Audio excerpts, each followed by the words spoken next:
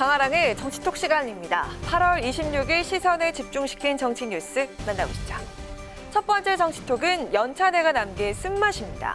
어제부터 진행된 국민의힘 연찬회가 오늘 오전 민생정당을 다짐하는 결의문 채택을 끝으로 1박 2일의 일정을 마무리했죠. 윤석열 정부 출범 이후 첫 연찬회인데다 이례적으로 대통령까지 깜짝 방문하면서 당정이 모처럼 우리는 한 팀을 외쳤습니다.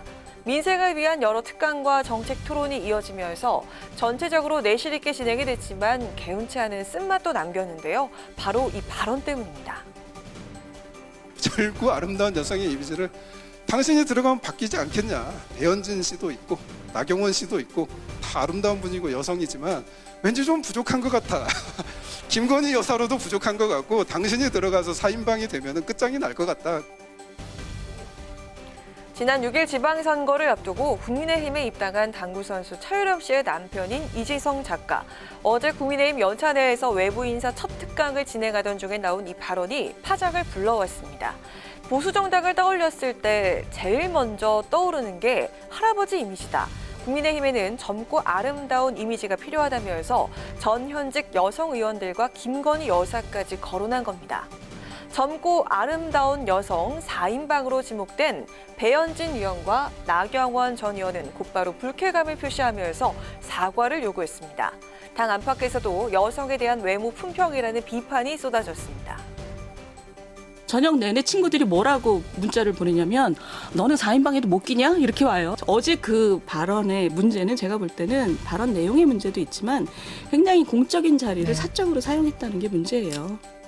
강연자를 이상하신 분을 모셔가지고 무슨 여성 외모 운운하면서 젊고 아름다운 여성 4명이 있으면 어쩌고 저쩌고 고작 이런 정도의 대안을 내는 사람을 모셔다가 집권당이 공부를 했다는 것이 이게 참 말이 안 나옵니다. 말이 안. 부끄러운 거죠. 네, 이렇게 논란이 커지자 결국 이지성 작가는 어젯밤 페이스북을 통해서 앞으로 발언에 신중을 기하겠다고 사과했고요.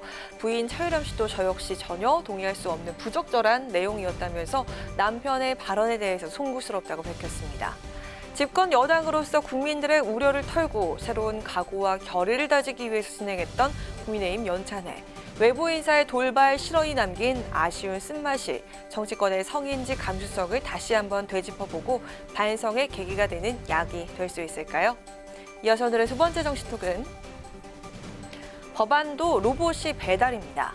식당에서 음식을 배달하고 도서관에서 책을 배달하는 로봇. 주변을 둘러보면 언젠가부터 사람이 아닌 로봇에게 서비스를 받는 것도 자연스러운 세상이 됐습니다. 주로 특정 산업 현장에서 로봇을 활용했던 과거와는 달리 최근엔 우리 일상 속으로 로봇 관련 기술이 빠르게 스며들고 있는데요. 공항이나 호텔, 레스토랑 같은 서비스 시설뿐만 아니라 이젠 국회에서도 배달 로봇이 등장했습니다. 직접 만나보시죠.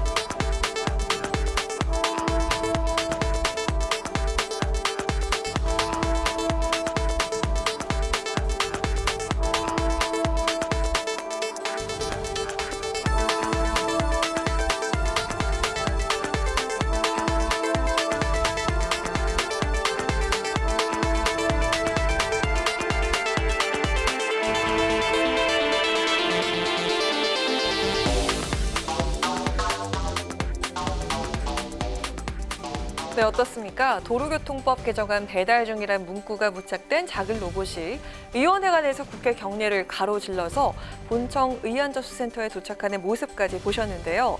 목적지에 도착을 해서 로봇 적재함에 있던 법안 서류를 오픈하는 모습이 여느 배달기사 못지않게 신속 정확한 모습이죠.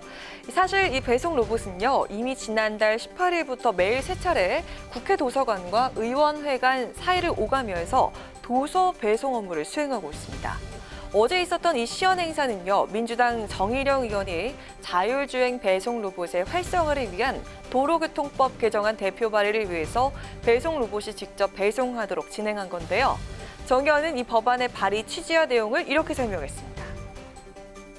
로봇에 대한 규제를 풀어주는 것입니다. 쉽게 예를 들어서 로봇 혼자서 짐을 실어 나르거나 아니면 물건을 배달하는 경우에도 로봇 혼자서는 하지 못하게 되어 있습니다.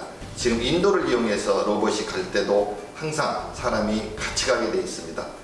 이런 규제를 완화해서 우리 생활에서 로봇이 좀 더 편리하게 이용할 수 있도록 하는 법안 내용입니다.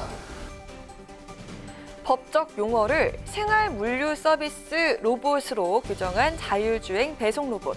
현재 도로교통법상 자동차로 분류가 되기 때문에 단독으로 인도를 지나거나 횡단보도를 건너는 등의 통행은 불가능해서 이에 대한 규제를 풀어주는 것이 이번에 발의된 도로교통법 개정안의 핵심 내용입니다.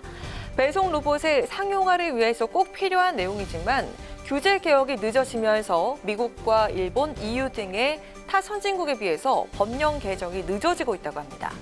전국적으로 보급된 서빙 로봇만 이미 3,000대 수준으로 추정이 되고 있는데요. 일상인은 로봇 서비스를 국민들이 충분히 그리고 제대로 누릴 수 있도록 관련법 개정 논의가 신속히 이뤄지길 기대하겠습니다. 지금까지 강아랑의 정치톡이었습니다.